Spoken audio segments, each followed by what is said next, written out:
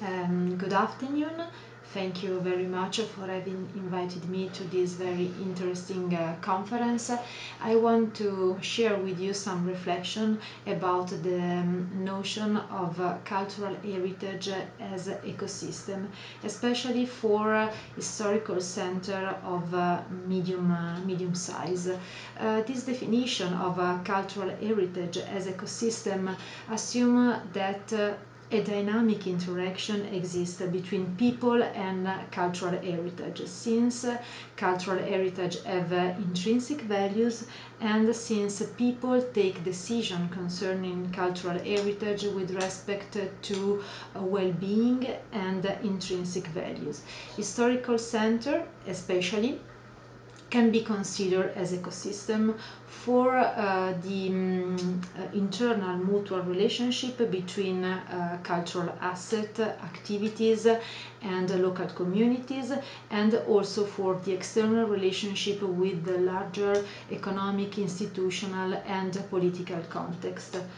Three are the points that I want to explain in my short speech. So, first of all, which are the values of cultural heritage? Cultural heritage enhancement and preservation can be considered as a field where problems are very ill structured because of the wide range of interest and values to be considered. Choices about what and how to conserve for representing us and our past to future generations reveal that many different and sometimes divergent are the values, for example, economic, aesthetic, cultural, educational, political, that are subjected to discussion. Under the cultural economic perspective, there is a clear difference between goal values that stress the importance of preserving cultural heritage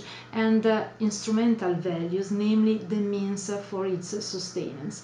Since the notion of total economic value encompasses both intrinsic and instrumental values, the decision about the future of cultural heritage and the allocation of resources should be based on use and not use criteria. In addition to the duality of cultural significance and economic issues, it is also largely acknowledged that cultural capital assets may be tangible and intangible. And according to a very well-known classification of cultural capital given by Bourdieu in 1986, Trosby at the beginning of 2000 points out two very important concepts. The first is the cultural relevance of building, sites, location, and also of the flow of services they generate. And the second is that what counts are also the ideas, the practice, the beliefs and the tradition which tie a group of people together. And in this perspective, the semantic evolution of the concept of cultural heritage shows a progressive changes and enrichment towards the inclusion of universal as well as more subjective values. Starting from the Burra Charter, international charters and resolution on cultural heritage suggest to understand the place and its cultural significance, including the plurality, diversity of meanings to people before making decision about the future, and to involve also the communities along with the experts, specialists and administrator. And the introduction also of present and future generation into decision, as well as the call for careful choices based on a systemic approach, make the principle of cultural heritage preservation very close to the notion of sustainable development. That call for a balance between different dimensions, not only the environmental but also the social and the economic one.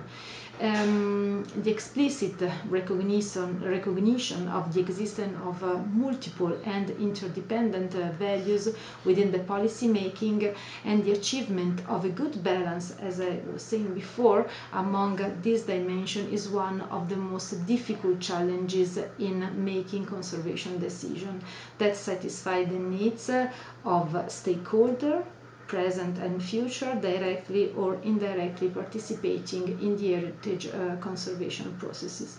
Finally, since the introduction of the Krakow Charter, it is widely known that each community, by means of its collective memory and consciousness of its past, is responsible for the identification as well as the management of cultural heritage.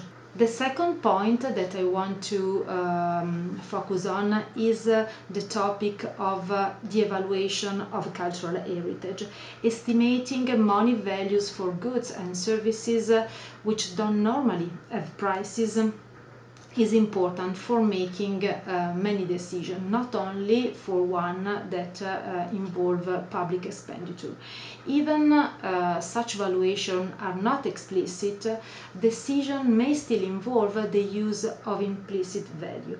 And we can say that sound appraisal is at the heart of a good policy making and robust evaluation of the impacts of intervention on cultural heritage is at the heart of good policy making and help decision makers to take good decision and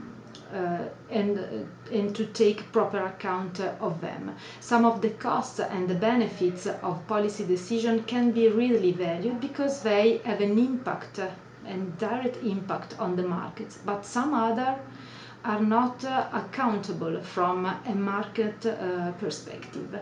And even if they are not accountable from a market perspective, we have to make an effort to give an economic value to these intangible, namely effects, by the use of complementary markets.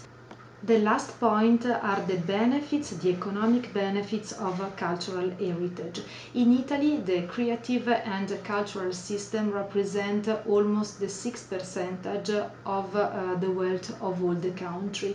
And the culture has a multiplier effect of 1.8. In other words, for each euro given by culture, other 1 euro are generated in other sectors.